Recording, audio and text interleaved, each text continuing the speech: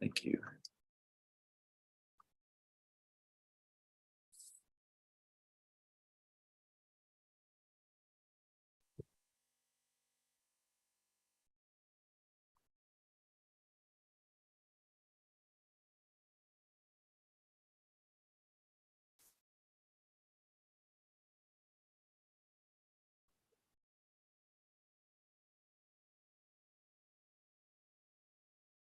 Looks good over here. Okay, everyone, good morning, and thanks again for joining us for another fine seminar. I'm your host today. My name is Lauren Hayes. I'm a professor at the University of Tennessee in Chattanooga, and it's my pleasure to host Dai Shizuka's talk today.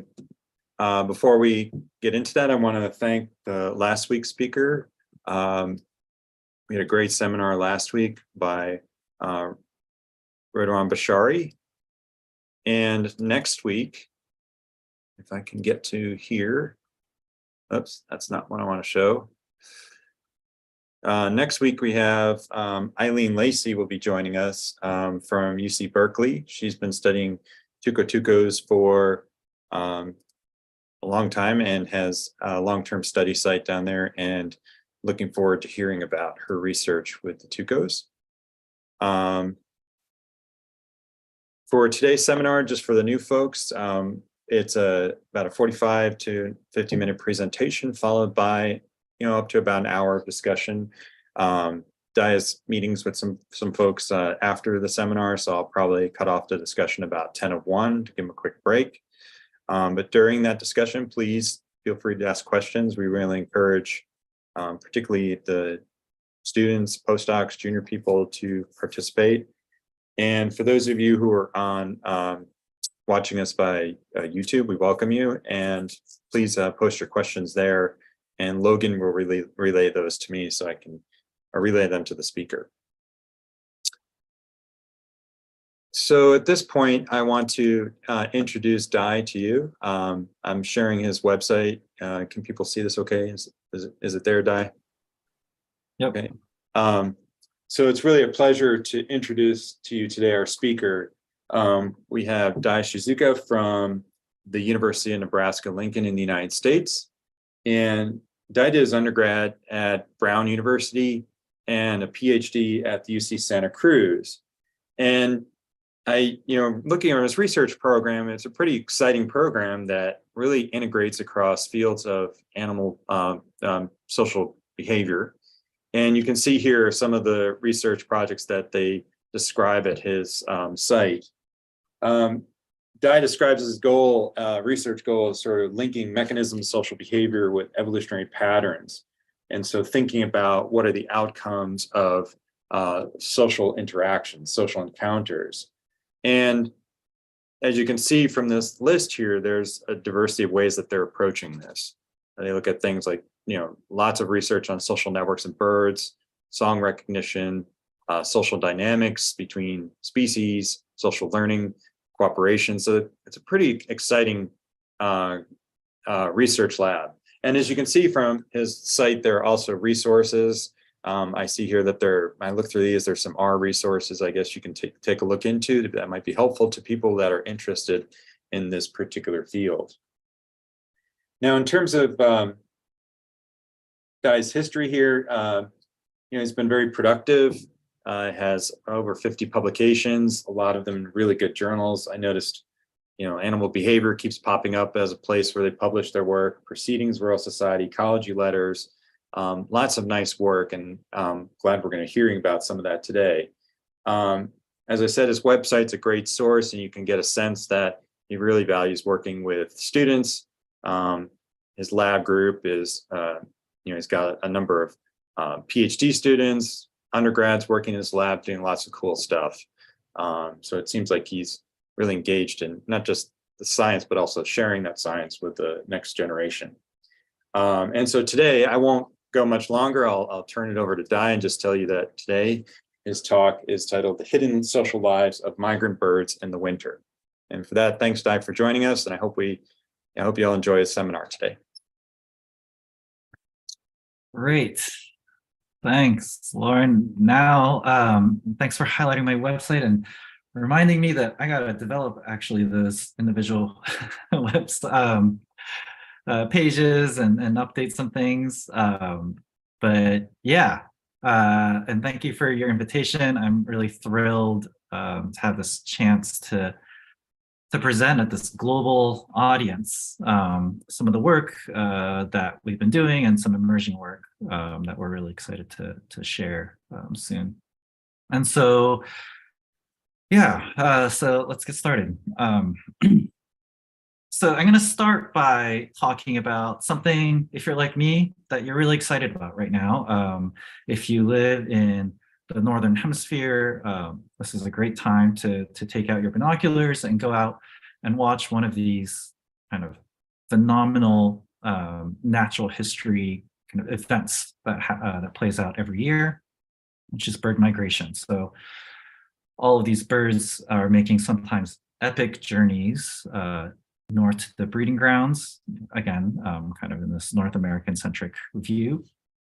And this phenomenon has captivated kind of the attention of people for many, many generations, dating back centuries, right? So people have often asked this classic question, again, from a biased view, where do migrant birds go in the winter? So I'll take this example of the barn swallow, which is widely distributed across the Northern Hemisphere globally, and dating back to people like Aristotle and other naturalists in Europe have often written about where birds might go in the winter. Famously, this print by Olaus Magnus hypothesizing that swallows hibernate in lakes. This is not just a European thing. Out east, here's an example from Japan, where I'm originally from. I combed through some references for classic Japanese poems and found this gem from the 700s, a poem kind of hypothesizing where the barn swallow might go. And this is the poem in Japanese. Let's see if I can do this. It reads, ツバメ来る時に何ると、狩り金は国思いつつ and this is featured in Manyoshu, which is a compendium of kind of classic poems relating to nature that was published in the mid 700s. This is not the actual poem, but just kind of showing you what that record looks like. And so people thought in Japan back then that come spring, the barn swallows arrive from the afterworld somewhere on the other side of the ocean, and the geese then misses home and flies off. And this is describing how barn swallows come up from the south and breed in Japan, and then these geese that winter in Japan fly off and go to their breeding grounds further north. Okay, so people have been wondering about this for many generations, and we haven't stopped wondering where migrant birds go in the winter. But now we have a lot of different techniques to actually collect data on this. So this is data all on barn swallows.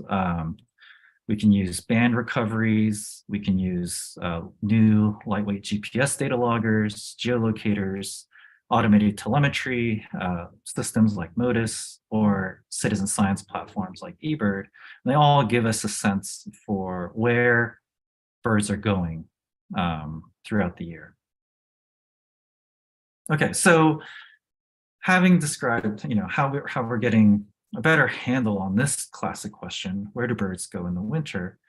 Today, I want to turn the focus to something that's really critically important to the lives of these birds, but a question we still don't ask often enough, I think, and that is, what do the birds do on their wintering grounds, and how might that relate to where they go?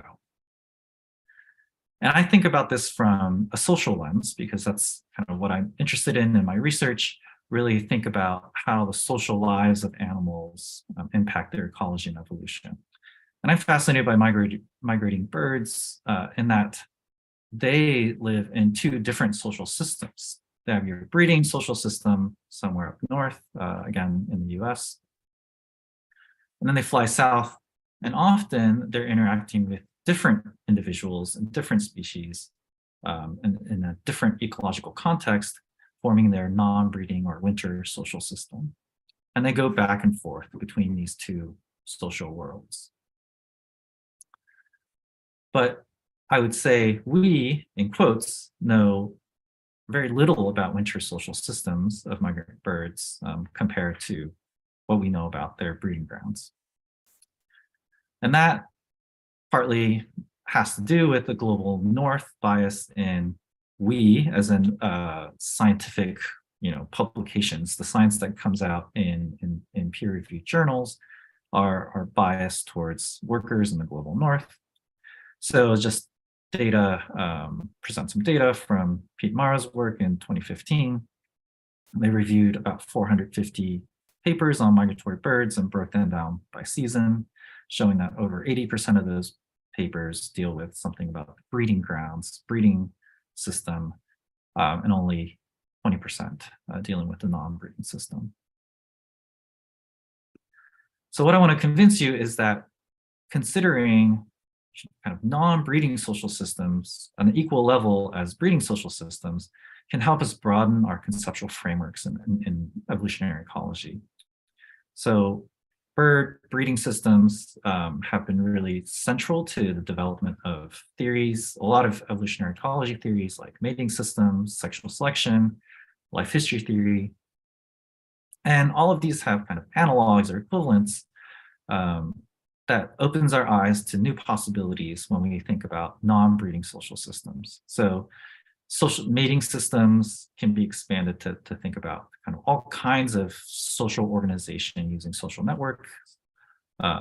We can expand our thinking about sexual selection to encompass non-sexual forms of social selection. And we can look at life history theory, not just with respect to reproduction, but all aspects of survival, like social foraging, social spatial dynamics, and how social lives impacts those aspects of the migratory life history.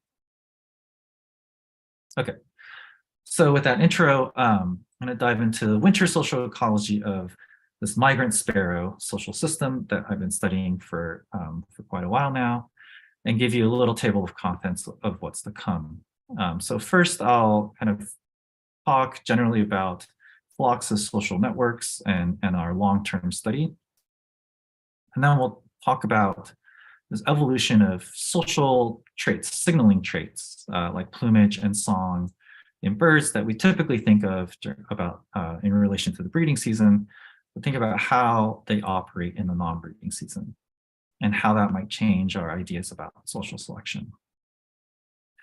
In a pretty brief vignette, I'll just introduce you to some emerging work led by my grad student Annie Madsen on the role of social learning and memory in the social networks of these wintering birds, and then kind of try to tie it back together to understand why birds might come back to their wintering grounds and how that might be a critical part of their migratory life history.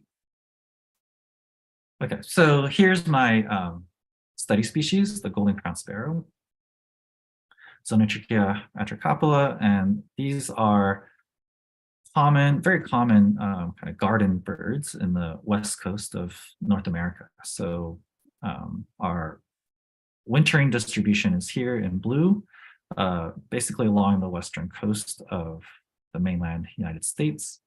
And then the breeding grounds are in orange here, from southern British Columbia in Canada all the way up to Alaska and out to the Aleutians. This species exhibits complete migration in that all individuals migrate, and they seem to migrate fairly long distance back and forth between the wintering grounds and their breeding grounds. So their breeding social system is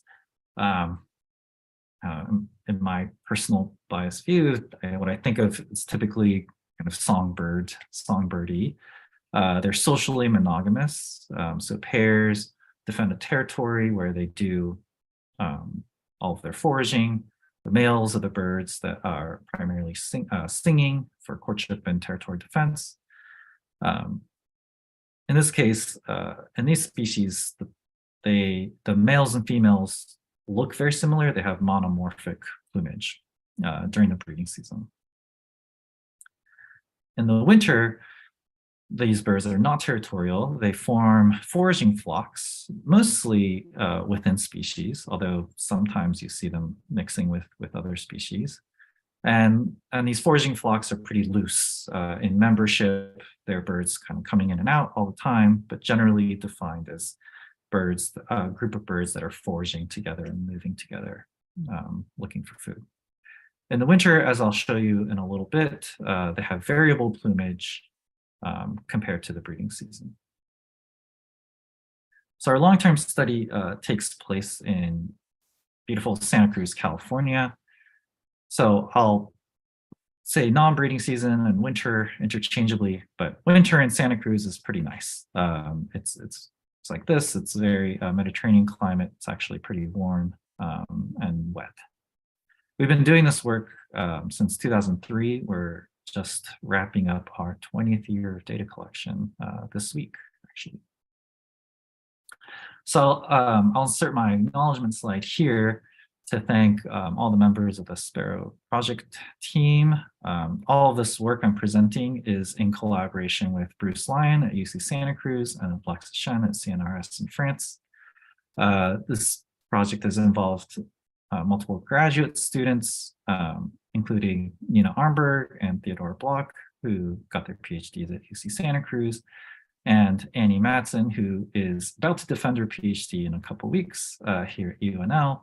And I have her picture a little bit bigger because I'll be featuring a lot of her work later in this talk. Many undergraduates and interns, too many to name, and then field crew leaders that, especially through the pandemic, since I couldn't go to Santa Cruz very often, we were able to hire and these wonderful people, Mary and Angela and Julie, to run the field project on the ground. And thank you to funding sources and the various sources of support. Okay, so here's our study site, the UC Santa Cruz Arboretum. So it's right on campus. It's very beautiful. It's got a lot of different plants from all over the world. And it's a great place for golden crowned sparrows. And our study site's rather small. It's only a few hectares. This is a map of our core study site. But plenty of room for studying sparrows in the wintering grounds. Oops, there we go. All right, so what we do is around October, November each year, the golden crowned sparrows start to arrive in their wintering grounds. And we hold a bunch of bird banding sessions to catch each bird, measure them, and attach, importantly, these color-coded leg bands, which allows trained interns and researchers to just go out with binoculars and identify each individual. And then we can keep track of where each individual is and who they're flocking with. All right, so using this data, we can start to characterize the social system of wintering flocks. And so you can go out with your binoculars and see who is in groups with whom and where, and do that over and over again. And you can start to build a social network. Generally, we're aggregating data across a season to understand these patterns of associations between individuals.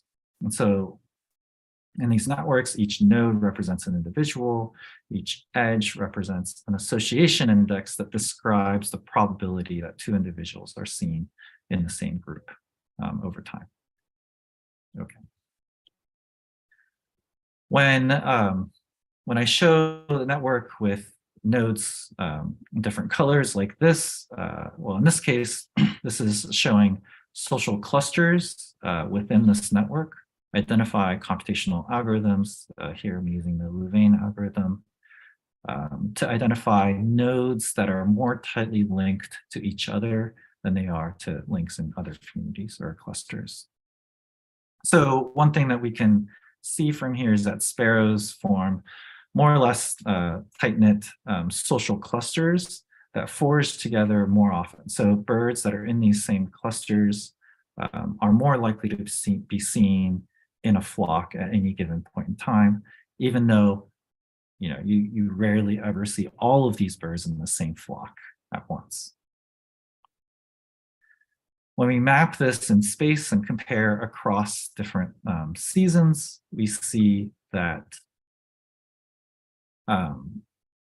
this network has generally similar structural properties across seasons, and the spatial layout of kind of the collective home ranges of these social clusters kind of lay out similarly in space, at least in these first 3 seasons that we published a little while ago.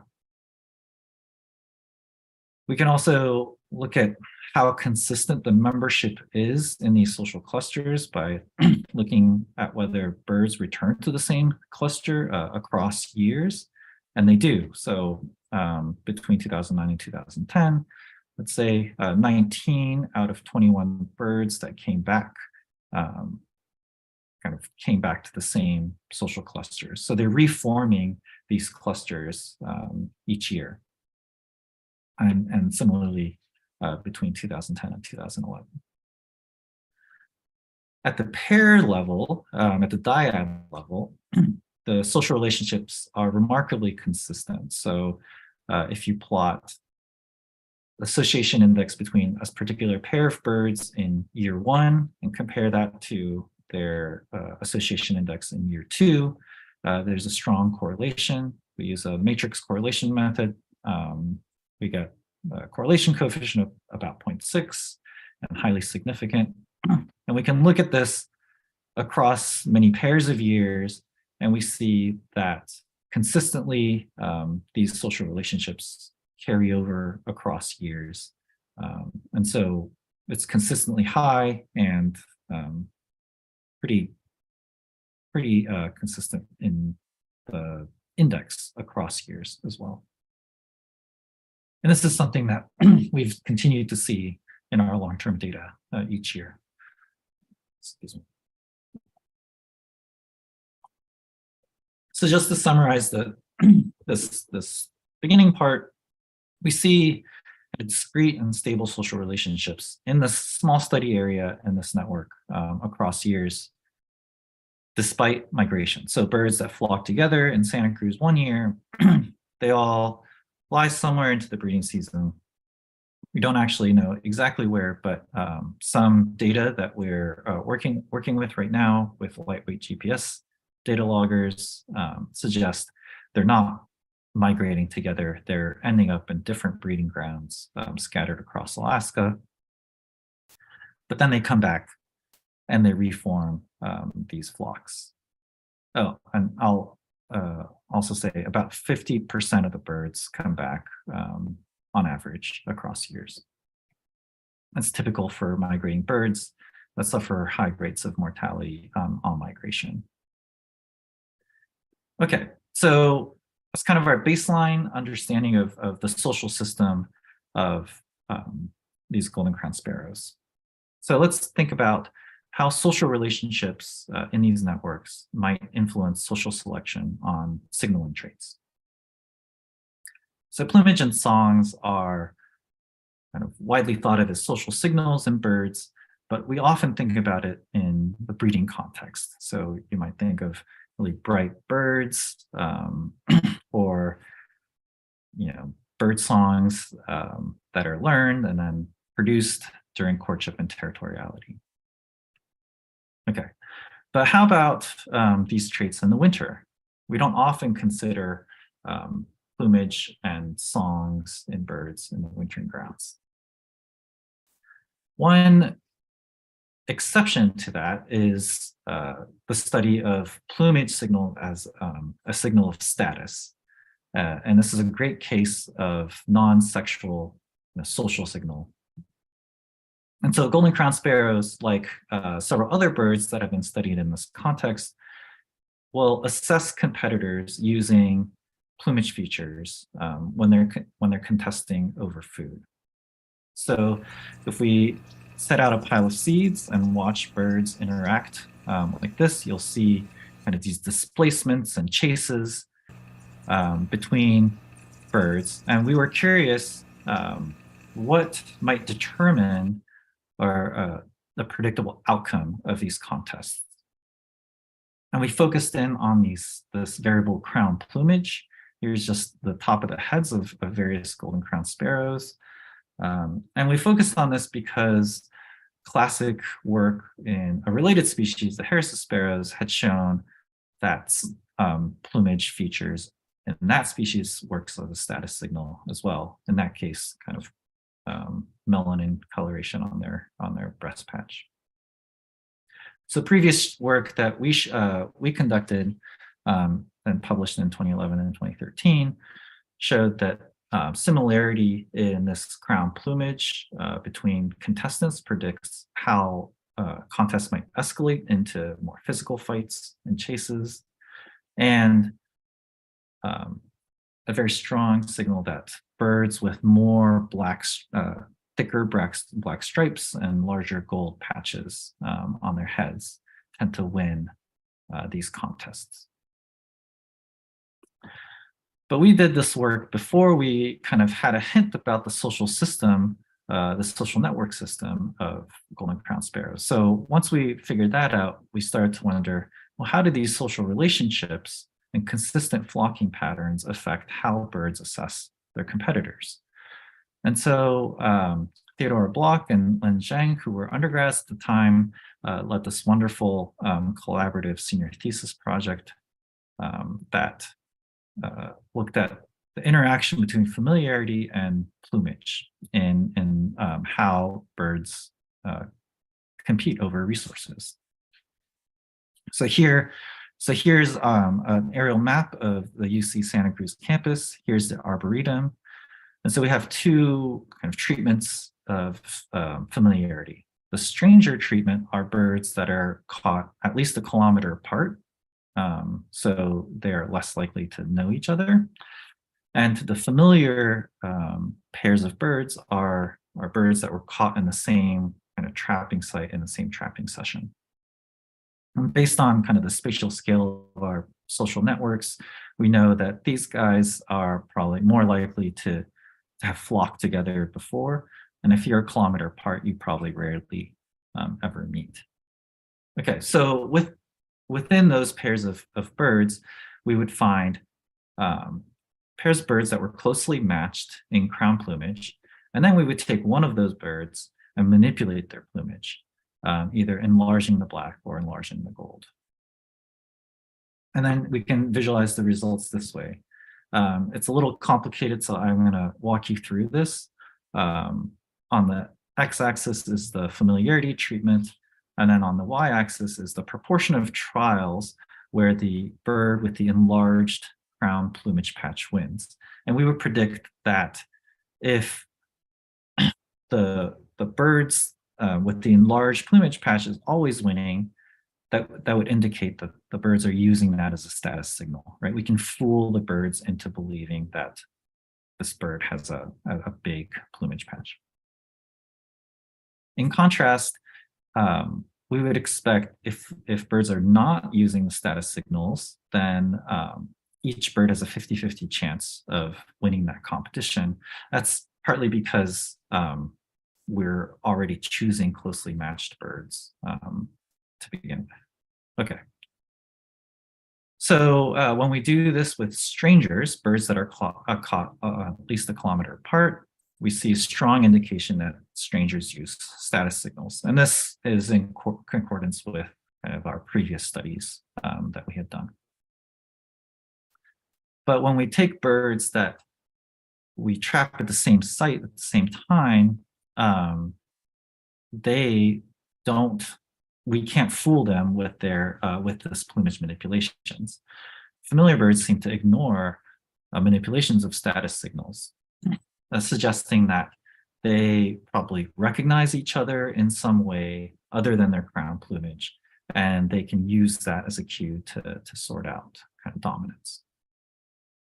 But the big kind of takeaway from this is that social relationships, this familiarity, can change the function of status signals.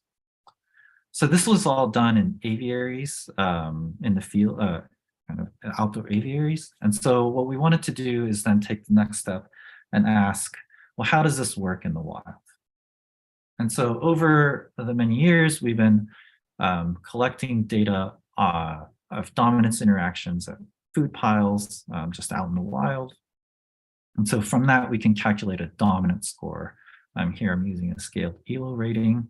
And then we can test whether that variation in dominance score is explained by a feature of the plumage. Here I'm using black patch size because that kind of has the clearest signal in our previous research, versus whether kind of social position in the network. Here I'm using within community strength, so how well connected an individual is within their social cluster.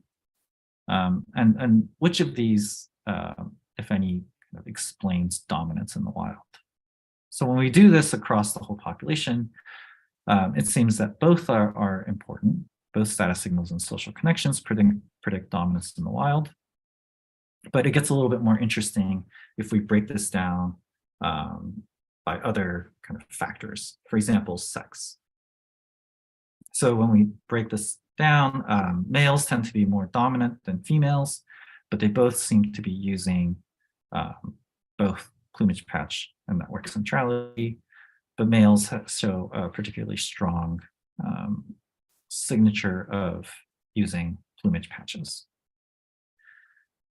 Now, I decided to break this down even further by segregating our data set into 3 different types of interactions. Male versus male interactions, female versus female interactions, and male versus female interactions. And then we can test whether there's an effect of black patch size or the effect of centrality on dominance index. And so here are the results. It's pretty complicated, so I'll walk you through this. So when we consider just male versus male interactions, we see that a very strong effect of the plumage patch. The more black, the thicker black stripe you have, the more likely you are to be dominant. When we look at female versus female interactions, we see the opposite. Still, both of these factors are important, but social connections seem to be a better predictor of dominant status among female versus female interactions, in contrast to male versus males. When we look at male versus female interactions, we see that because males are generally more dominant than females, the pattern, their pattern kind of dominates or swamps the effect in females. So we see a strong effect of black patch size among males in predicting dominant status. Okay. So the takeaway here is that non-breeding plumage is a complicated, complex kind of social signal, and there's this interplay between social relationships in these networks and the function of plumage signals. So I'm really interested in this because, again, it gives us a strong sense that social relationships modify signal function, and that can affect kind of the trajectory of social selection. And we also see that there might be sex differences in signal function, even though this is the non-breeding season. And I've already told you that birds don't seem to be migrating together. And so, there's no a priori reason I would have suspected that males and females have to do things differently in terms of social signals, but this seemed to be.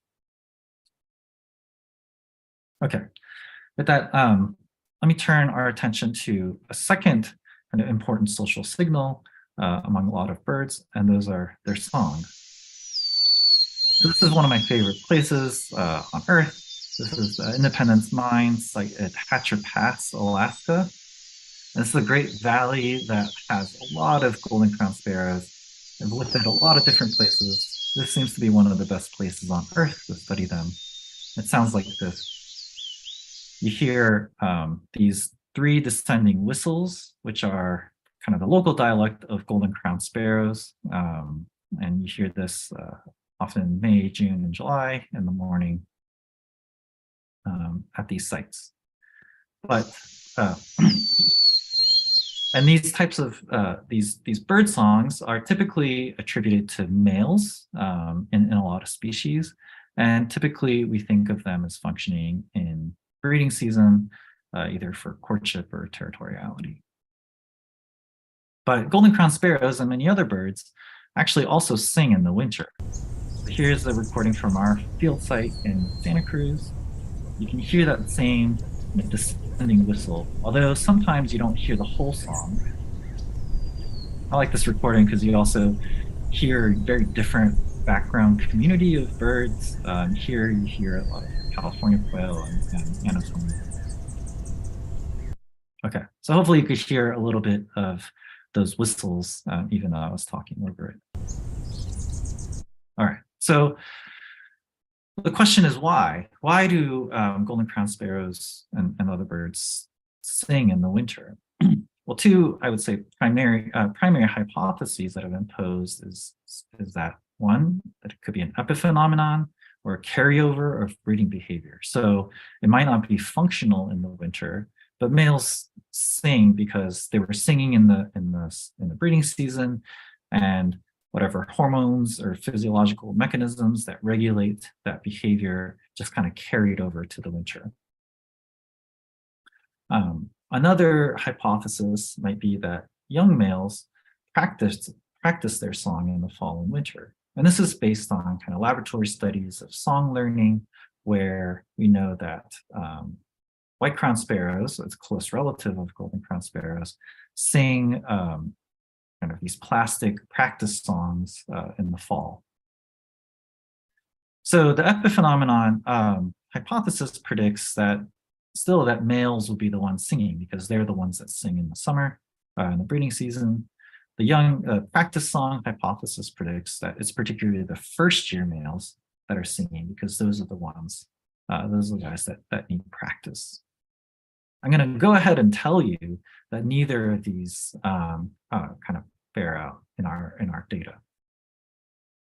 So first evidence that I can show is that females and males both are equally likely to sing in the winter.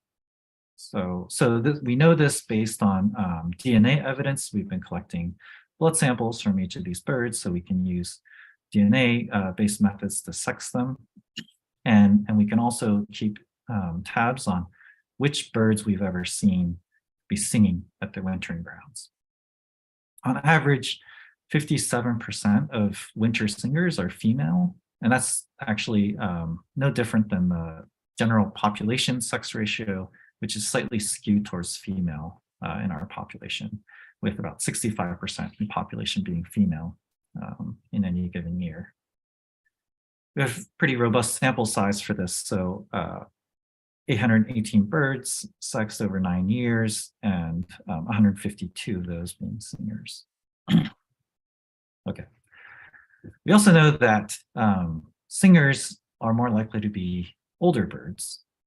So here I'm controlling for the number of times we see any given bird and the probability that that bird was ever observed to be singing. So obviously, they're more likely to be seen singing if we see them often.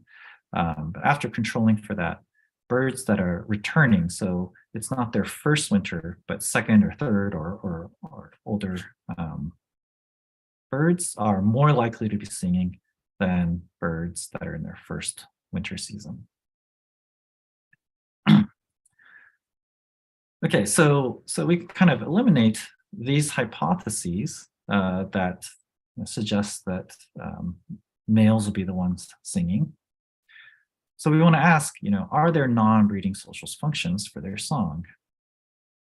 And we're curious about this because just anecdotally, we've seen kind of singing in contexts that suggest kind of some social function. So we often see sparrows singing these kinds of situations where they're foraging together closely with another bird, kind of in this parallel walk kind of situation. Here's here's another video of a similar dynamic. that bird singing. I think eventually both birds sing.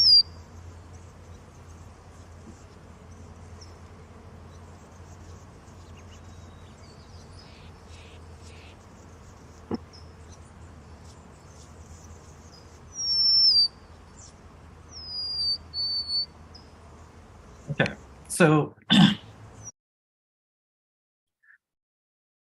then we could test whether singing is related to these winter social networks. And evidence that we have so far suggests that it does. We can say that birds that are singing in these singing interactions. So basically, whenever we see a bird singing and we can identify it, we try to identify what other birds are around them. And singing often happens when their strong kind of flocking partners are present in that flock. Okay, so pairs of birds that are ever seen in a singing interactions tend to have higher strength of associations. And we can ask this question in a different way. We can ask for any bird that's ever been seen singing, do they sing in context where their closest associates are present? And that's true. The average edge weight of birds that are present during singing is higher than birds that we see with those birds when they're not singing. Okay. So what we suggest is that winter social networks might be another potential context for social selection on songs, but in this case in both sexes. So I'll say that we don't quite know what that social function might be, but it's going to be a target for future studies if we have that chance. So maybe singing might strengthen social bonds, or it might be an alternative signal of social dominance, and hopefully we can test these kinds of hypotheses. Okay, so what I'm kind of showing you is that social relationships are really interesting and important to consider in understanding how social selection might work on signal traits. So here I'm going to kind of go into a short vignette about another function of social networks, or another phenomenon that happens on social networks, which is diffusion of knowledge through social learning. So this type of thing has been shown a lot, increasingly in many different systems, including cetaceans like whales and dolphins, but also in birds, like the classic studies on how tits in the UK learn to open milk bottles, and more recent work looking at cockatoos and how they learn to open garbage cans. Okay, so Annie Madsen, my current PhD student, had the idea to do a similar experiment with our migrating seasonal social network of golden crowned sparrows.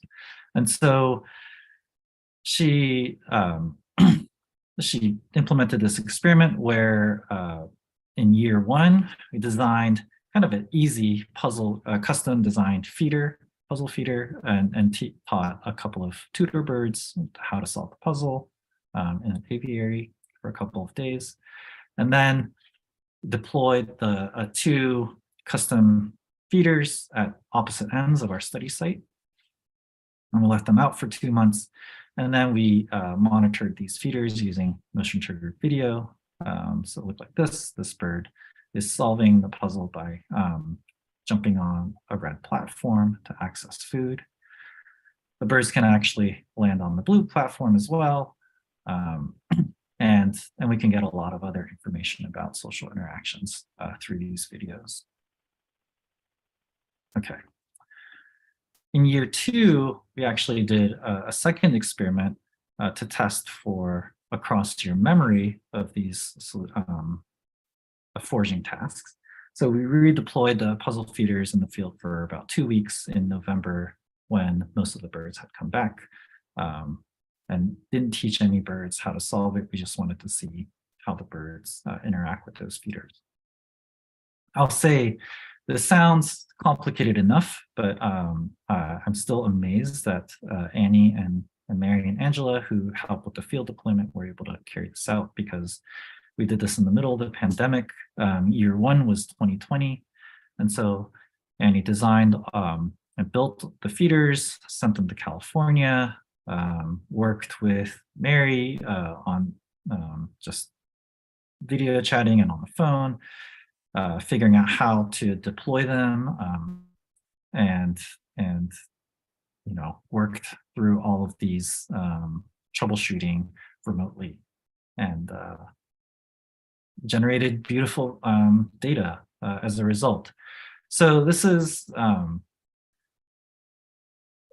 still work that we are writing up, so I don't want to go too far with this, but I'll say that we can layer the pattern of acquisition of this foraging task across the social network that we build from these videos. So we can build a network of who is showing up at the feeders together. And we can apply methods like network-based diffusion analysis. And these models show us that models that include a social learning parameter has a stronger support using AIC.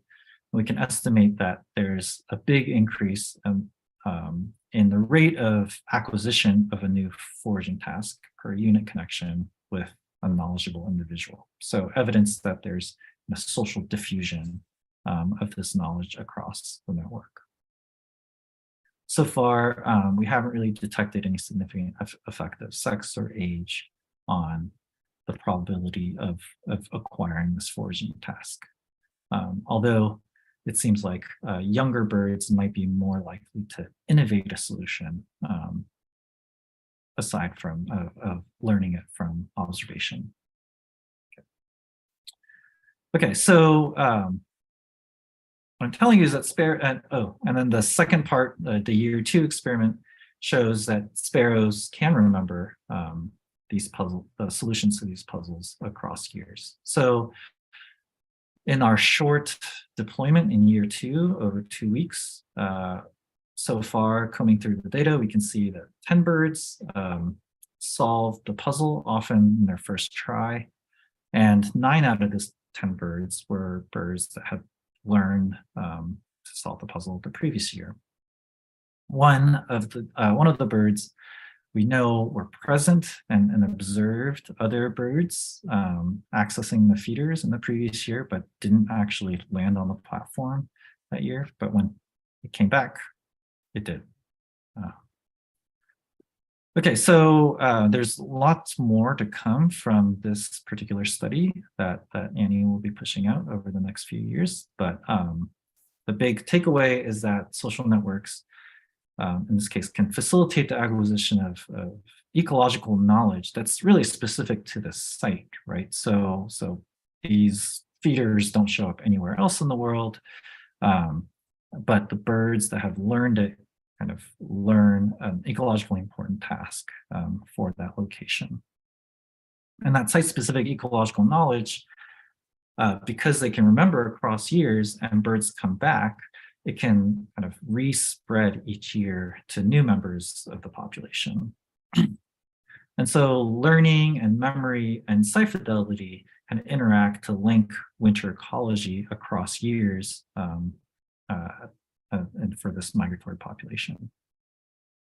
Okay, so with the last couple minutes, I want to tie this back to the question that I posed at the beginning. Where do birds go in the winter, and what do the birds do at their wintering grounds?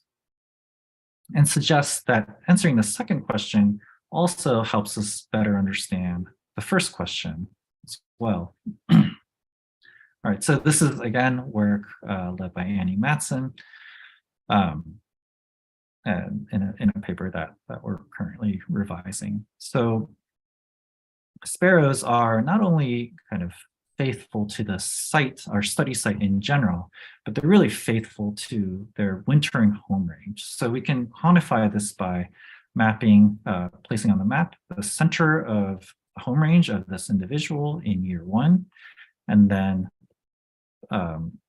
doing the same for year 2 and placing the home range center for that particular individual. We can do, and then we can measure the Euclidean distance between these 2 points as the interannual shift in home range.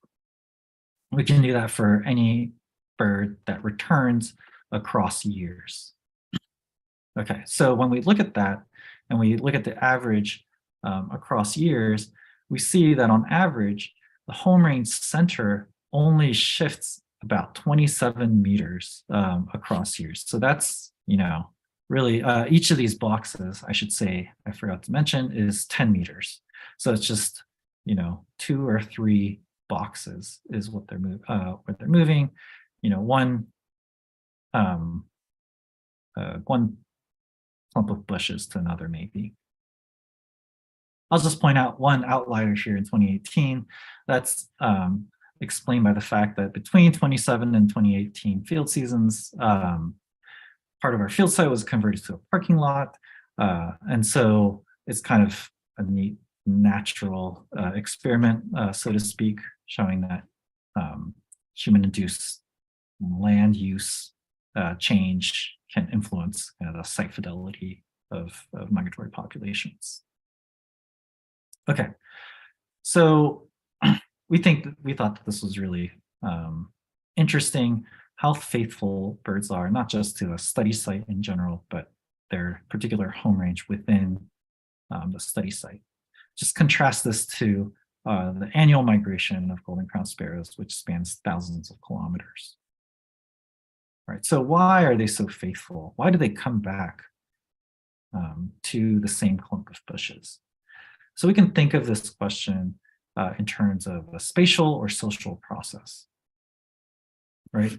One idea might be that birds really like the place. They really like that clump of bushes, maybe because they know there's good resources or they know that it's a good refuge from predators.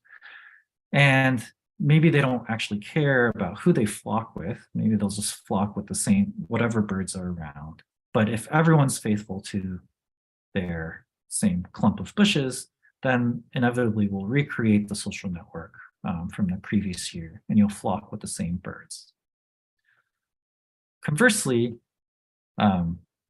spatial fidelity might be driven by social processes. So if birds like their flock mates and they want to flock with them again the next year, perhaps there's advantages of familiarity, of repeatedly interacting with the same set of individuals, then they might be faithful to the particular clump of bushes because they know that they can find those preferred flock mates from the previous year. So we wanted to test, see if we could kind of distinguish between these hypotheses. And so we sought to look at what factors might affect the variation in interannual home range shifts. So one thing that Annie found was that interannual home range shows an ontogenic pattern. So it decreases with age. That is, they become more and more faithful to the particular clump of bushes as they get older. But the second strong pattern that we found is that the proportion of flocking partners from the previous year that an individual loses affects their home range shift. So if you come back and all of your flock mates from the previous year are back, you move your home range very little, less than 25 meters. But if you've lost all of your flock mates, that is, all of the birds that you flocked with last year fail to make it back with you to the wintering grounds, you're more likely to move your home range center all the way up to about 100 meters. And so we're not talking about huge spatial extent here, but it's quite a strong pattern. And more interestingly, we see that this pattern is driven mostly by older birds. So 2-year-olds, second-year birds are kind of the youngest birds that we can look at because the birds have to come back in order for us to measure the shift in home range. 2-year-old birds don't really show this pattern very strongly, but older birds show this pattern very strongly. So older birds seem to move their home range more when they've lost a lot of their flock mates. Okay, so we feel that we're seeing the signature, I should point the arrow, yeah, this way, signature that social processes might drive spatial fidelity. And this is not to say that the spatial process isn't important as well. It's a kind of a two-way road, but we think it's really unique to be able to show the social process driving spatial patterns. Okay. Okay, so we think that understanding what birds do and who they flock with in the winter might also help us explain why birds go to where they go in the winter. Okay, so kind of injecting this importance of social processes in the migratory life history. All right, just to wrap up, some take-home messages here.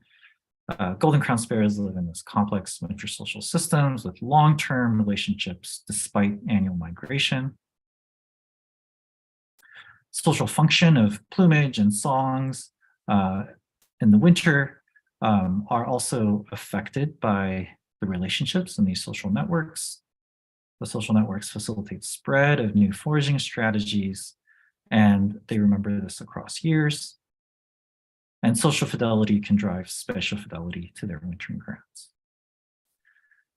Okay, so my last message is I really like to study kind of these maybe not neglected, but kind of understudied social systems, particularly because I think it really helps us broaden our view of social evolution and life history and make connections that we might have not have suspected otherwise. I really take the lesson of, we started studying these golden crown sparrows in the Arboretum because it was convenient and it was great for teaching, but it's really revealed surprising kind of social lives of these birds. Okay, with that, I thank you for your attention. I'd love to have any discussions with you and answer any questions.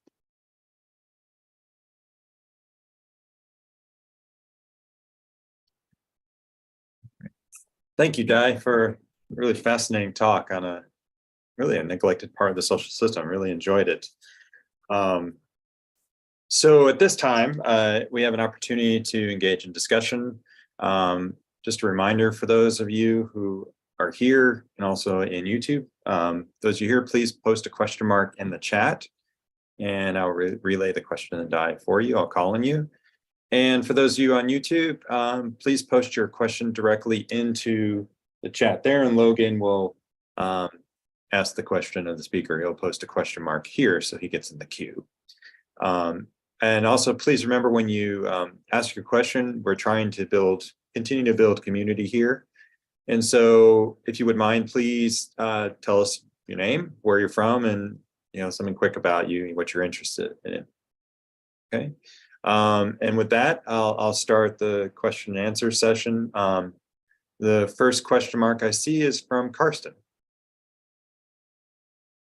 Yes, hello, my name is Carsten Schradin. I'm a researcher at the Chaine A.S. in Strasbourg, France, working on mammalian social evolution, mainly doing field work in South Africa. Thanks, Dai, for a fascinating talk. Like Lauren said, I think it's really very important to look at social systems outside of the breeding season, because many animals spend most of their life within the non-breeding season and they have to be successful there to have fitness.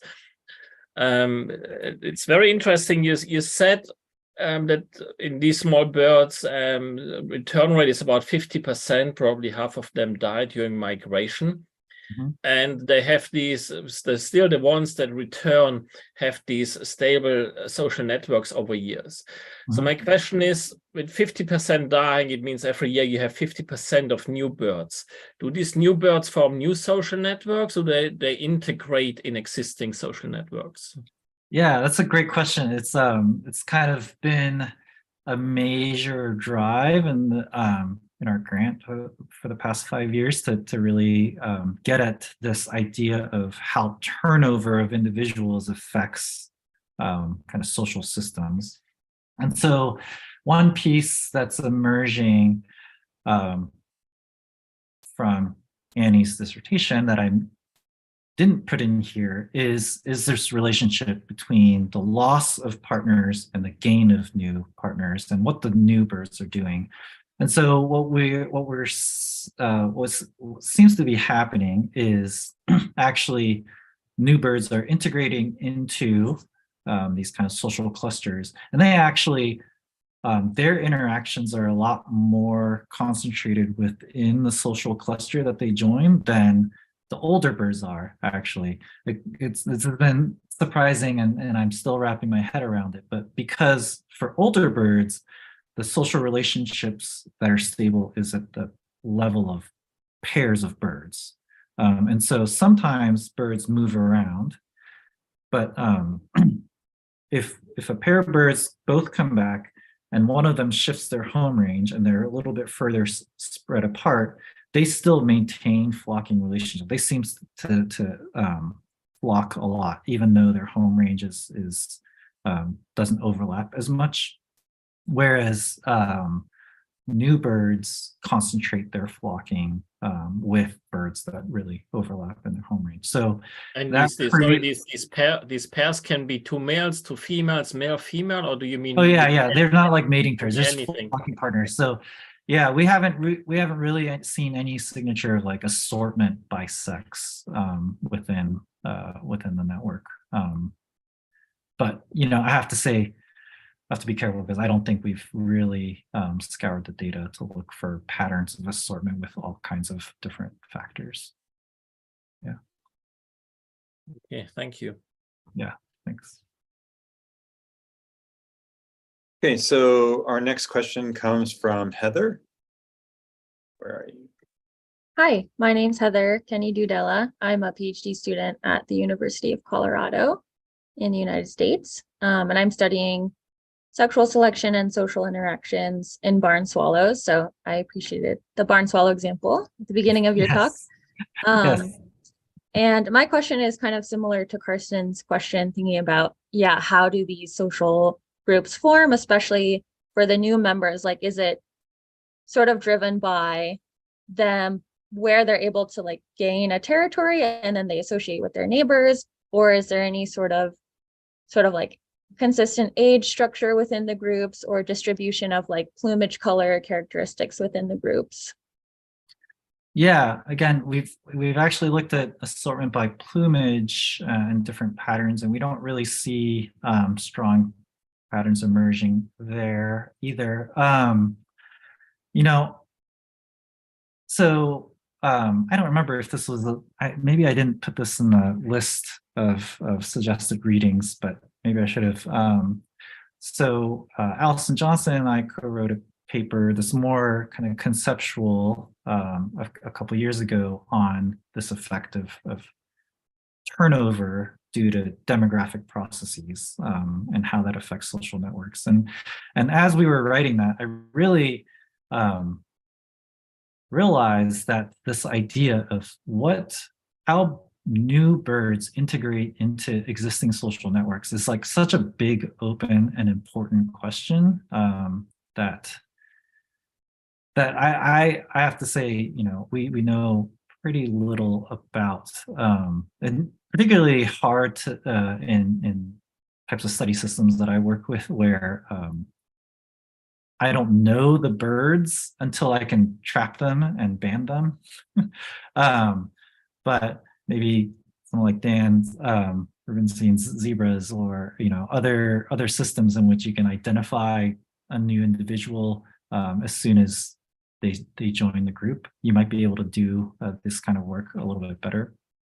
I can't help but kind of relate to that idea as like an immigrant and having to kind of had to integrate into existing social networks as kind of growing up and moving around. I think that that process is really fascinating and something that we could do a lot better job thinking about, and how that generates different patterns in populations and social systems. I don't know if that's really answering your question. My big answer is I don't quite know yet, but I think it's a really interesting question. Yeah. Thanks.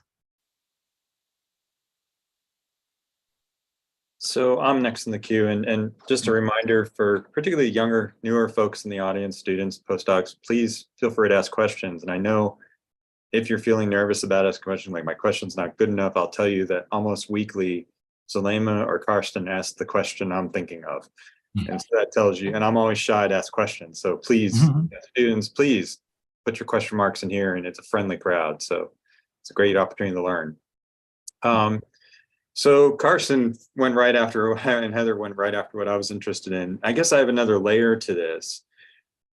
And please forgive me if I missed it in the talk. Are there signatures in the song that individuals could cue in on, and maybe in terms of thinking like homophily theory, are they forming homophilic relationships in these networks associated with the song patterns that they may recognize? You mean like in terms of like dialects or, things, origins? Yeah, maybe, or dialects or specific features of the song that, they may cue into and prefer. Right. So that's an interesting question. So I am not sure. So this, one of the really hard things about studying the songs of these birds is that unlike breeding birds who love to stand up on a tree or a bush and sing where they're really visible and advertise, these birds are often singing in contexts where they're kind of scurrying around and foraging under bushes, and we're focusing on trying to identify the individual. And so we don't actually have really great recordings that we can match to the individual often, and that's kind of prohibited in asking that question, I think. But more generally, I've also studied kind of regional dialects and song structure in these birds. And I mean, yeah, I can tell you that these birds sing a dialect that is common across a lot of Alaska. And so their songs are not, the song structure is very similar within the population. With that said, there probably are individual signatures that they can tell, like frequency modulation, how the whistle sounds, but I haven't really looked into that. That's an interesting question, like what they might recognize in the songs, but we just don't have the recordings that we can match up to the individuals enough to really get at that. I think maybe a way to go, if we can get like onboard acoustic recording tags that the birds can carry, so we can actually record the songs of birds as they're singing them out in the wild, then we might be able to get at that, but we haven't gotten there yet. And thank you. And to follow up on that, do they, if I remember correctly, they learn tasks like foraging tasks, the experiment your grad student did? Yeah. Do they show preferences to those individuals from whom they've learned something from, or in that context? That's a really good question. I think we're finally kind of through looking at a bunch of the most of the videos, and so we feel like, okay, now we can start asking the questions. So that's a really great question. We started asking like, okay, do birds that learn quickly, are they more likely to come back the next year? That doesn't seem to be the case, but we do now have the data where we can start asking questions about the interplay between the strength of social relationships and the learning kind of relationships, but we haven't gotten there yet. Yeah, thanks. But that's a great idea. I think we'll do that. Thank you. Yeah.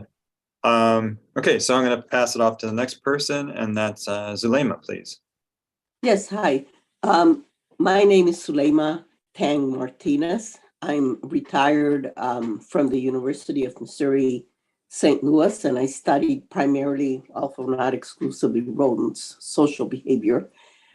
My question, Dai, I think in a sense, some of the questions that, well, the question Karsten asked and some of the questions that have come after may have alluded to this, and you may have answered it, but I think I'm going to ask it more directly.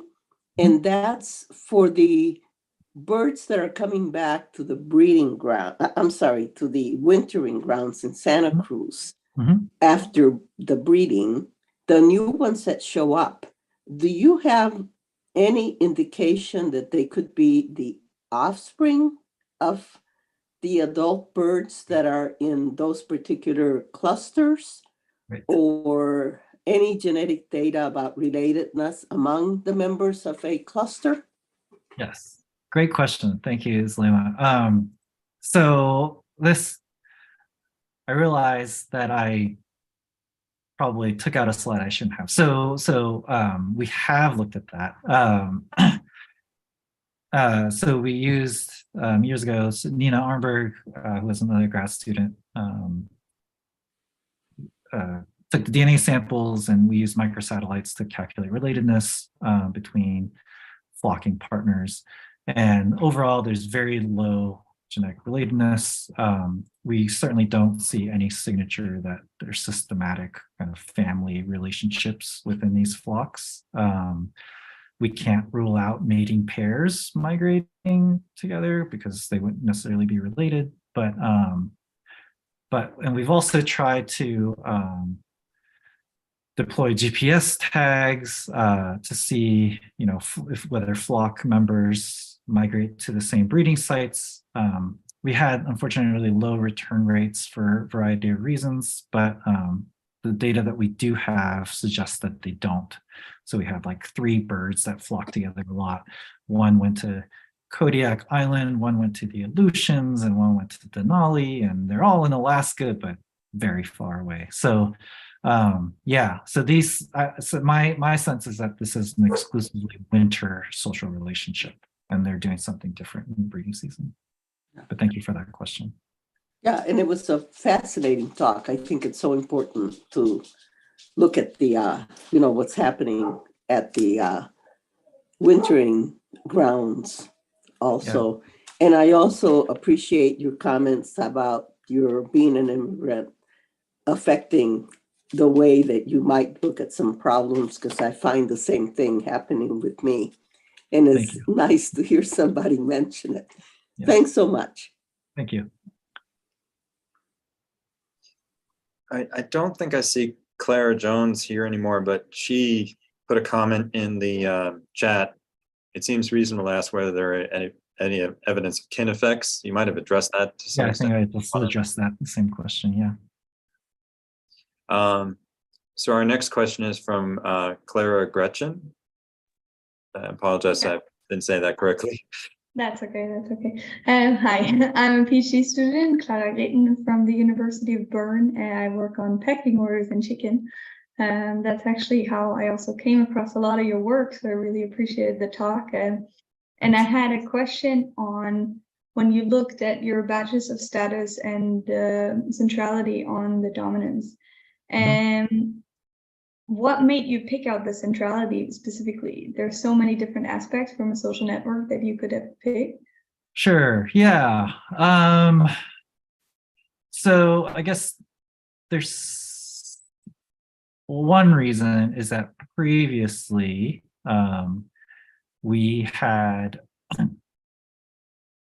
seen in a previous paper that we wrote that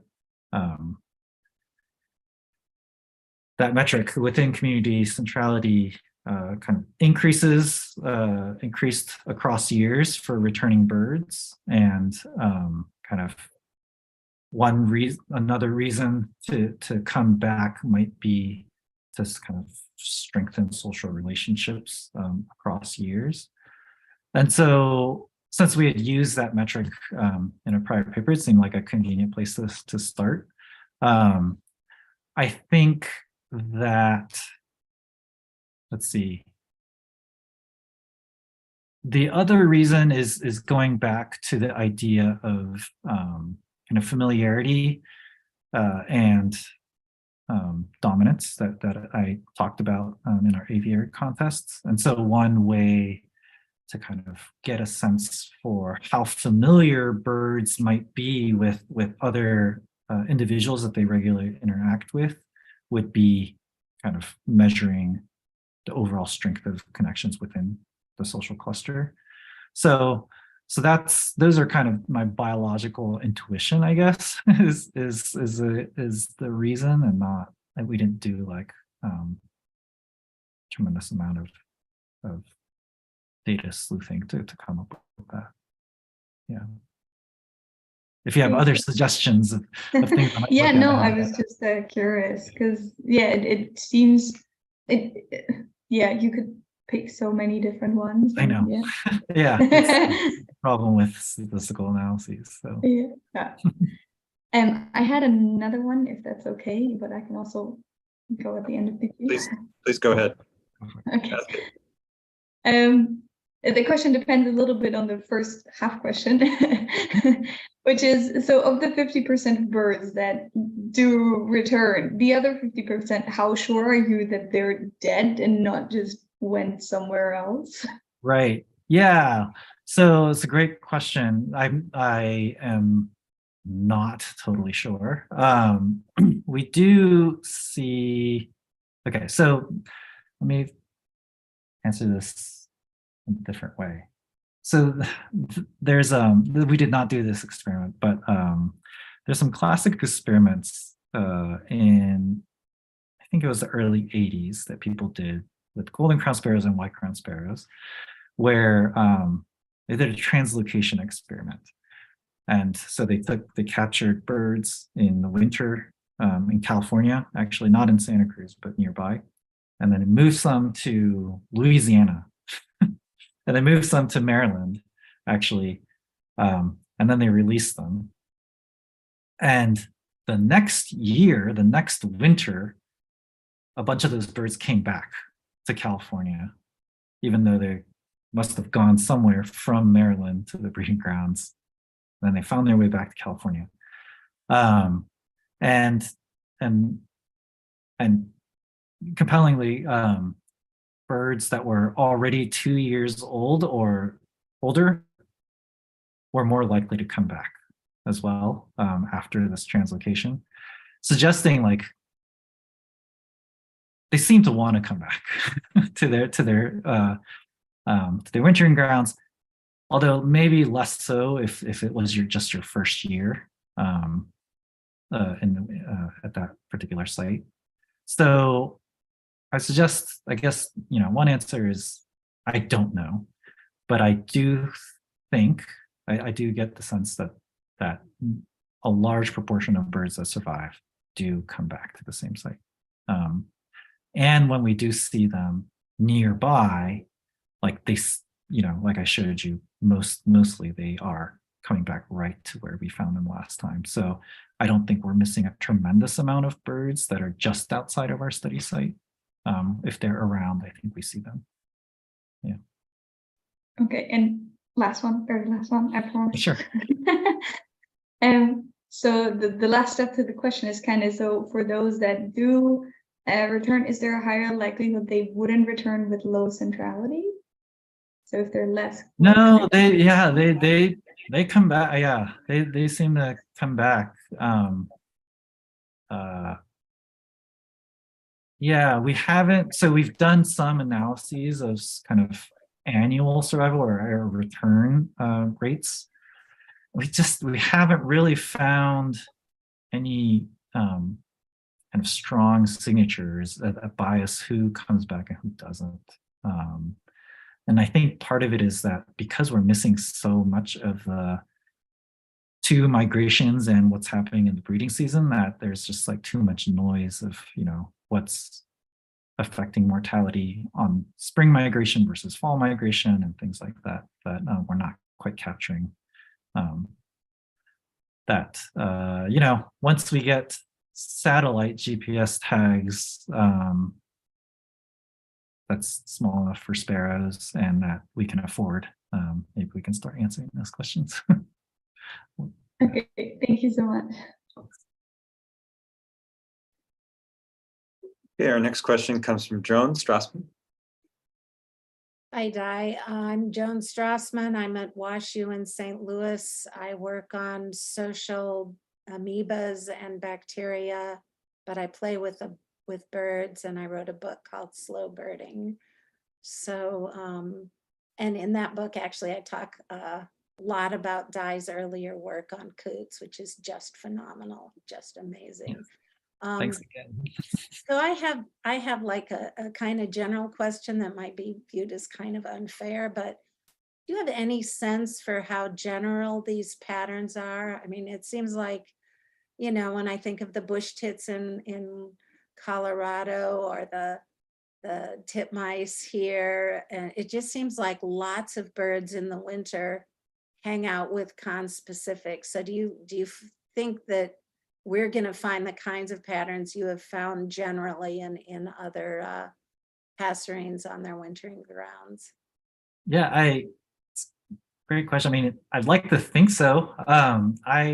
You know, like I said, we didn't start out studying golden crowned sparrows because they were particularly social or particularly unique in some way that we knew ahead of time in how they flock. They just, you know, they're small brown birds and they're little sparrow flocks, and nothing that really calls out to them that they're unique in that way.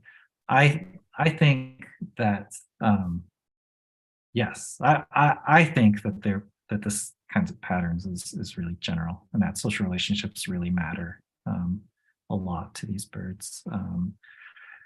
And so we are, my lab group is studying kind of local resident birds and flocks within species and across species as well, and trying to ask similar questions. But that's just starting out. And yeah, I'd love to know more. But you know, I think birds care about who they hang out with. I think has a lot of effects, and we're increasingly seeing that familiarity affects a lot of animals, you know, fish and squirrels and all kinds of things. So I think there's a lot of scope for evolution to mold that kind of social relationship. I can't say I've seen it in my amoebas, but so do you think that there's like exploitation or cheating or, you know, sneakiness that you can either better exploit or be protected from such if you're with familiar birds? Yeah, so one thing actually I didn't mention in that kind of study where we looked at familiarity and manipulated plumage. Another interesting result we found is that in these trials, birds that we caught together spent more time close to each other in the aviary, and also were more likely to just like feed from the same cup of food at the same time, which we rarely ever see if birds aren't familiar with each other beforehand. So I think there's definitely kind of reduction in aggression probably, and more tolerance of each other in familiar flocks. One thing I'd love to know, if we can keep this study going and get more students, one thing I think would be really cool is to see if familiar birds are more coordinated in their like basically group movements. So when there's a predator around, are they better able to evade them when they're with familiar birds rather than strangers? And then in terms of cheating, we also think this is something that we'll probably get around to doing with the social learning experiment. Our experimental apparatus was a little bit messy in that you might have been able to see in the video, some seeds get spilled out of the food when birds come off the flat platform. A little bit of seeds can spill out. And we think there's some interesting dynamics with dominance and kind of the use of the task in which some birds could potentially wait for another bird to come and stand on a platform and then chase it away and then get the food from that's spilled from underneath. And so, and those are really kind of, we can get at that only because we managed to just videotape everything, which is a big hot mess of too much data. But as we're watching it, we realize, oh, well, we might be able to look at that, those kinds of dynamics that we wouldn't have been able to if we had just used automated systems. So yeah, hopefully we can kind of look at that. I don't know if you're talking about cheating in terms of like honesty of signals and things like that. But I think also familiarity probably relates to that too, in that you might be able to cheat strangers, but you can't cheat familiar birds that you've interacted with a lot of times. Thanks so much. Yeah, thanks, John. Okay, so our next question is Karsten, from Karsten. Yes, so you pointed out repeatedly that these birds like to come back to the same spot of their overwintering ground and interact with the same individuals. Do you know from studies of others that study them at their breeding grounds, do they do the same? Do they try to get the same territories and meet with the same mate, even though what I understood, the mates might overwinter in different areas? Right. Yeah, actually, that is true. So if for people who study kind of breeding systems, migratory birds, it wouldn't be that much of a surprise because it is a pretty common pattern. Birds will come back to the same territory across years. There's some even classic work, I forget what species, showing that birds come back to the same territories and they will also remember their neighbors. So if you can look at kind of neighbor stranger recognition by playing back songs of neighbors from the wrong side of the territory, for example, or comparing it to their reaction to birds that they couldn't hear.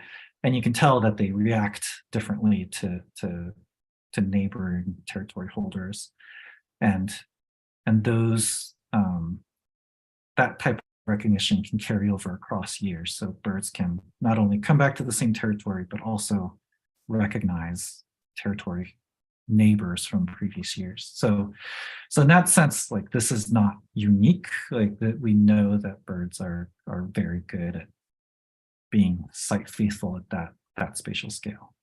Yeah.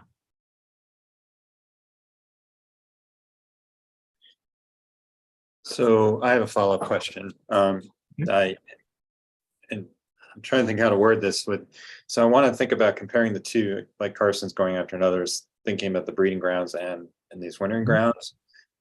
Do we know, is there a time it takes sort of for these relationships to get reestablished? Maybe there's this period of, oh yeah, I remember you, but it's been 6-7 months and you took my food last time. So it would be nice. I mean, I suppose we could do these kinds of like plumage manipulation and kind of trying to fool birds across years or something like that. We haven't tried that. It's it would be interesting. It would be pretty hard. It would be pretty hard to figure out just because you can't ask them directly. I don't know.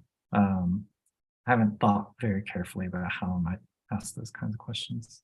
Is it possible you could look at sort of stability within the network developing over time? Yeah, and that's something that we could potentially do.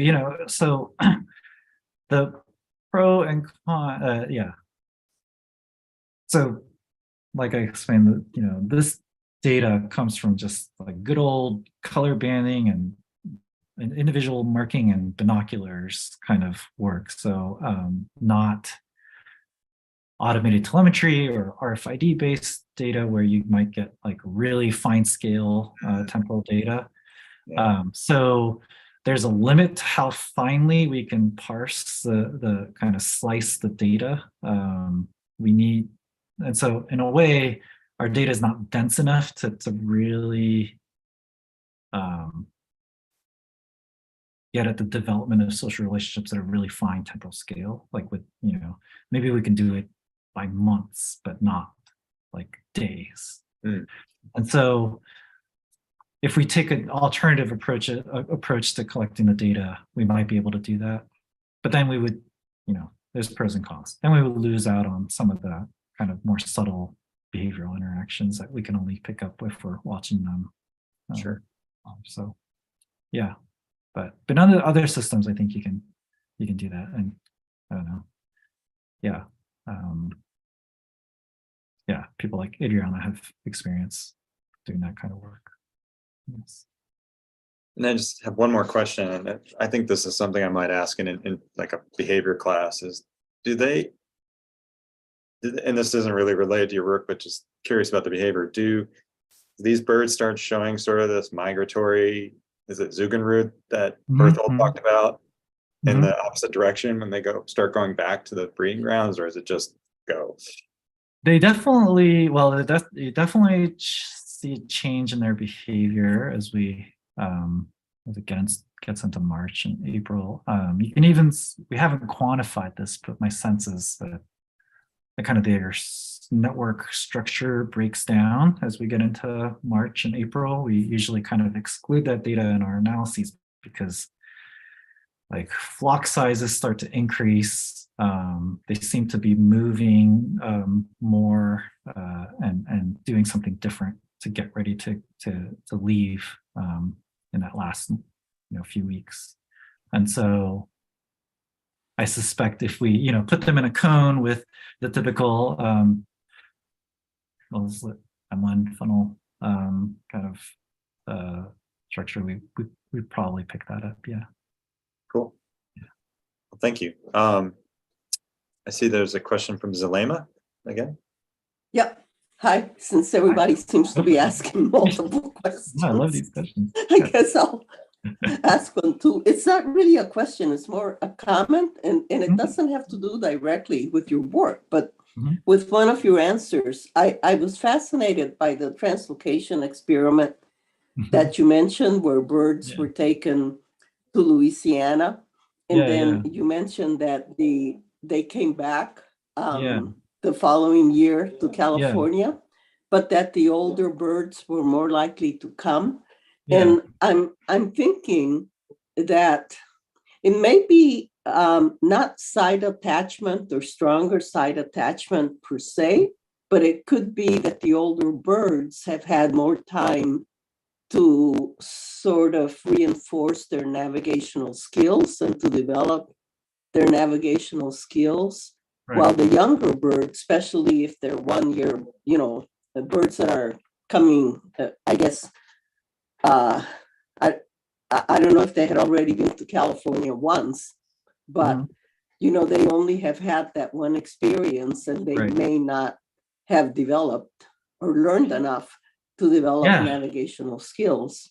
And I'm thinking of a study done many, many years ago. I can't remember the author, I can't remember the species, but the study seemed to suggest precisely that birds, it was done in Europe, that birds that in order to navigate really accurately, whatever species it was, that they needed the experience of having made that trip once before in their life.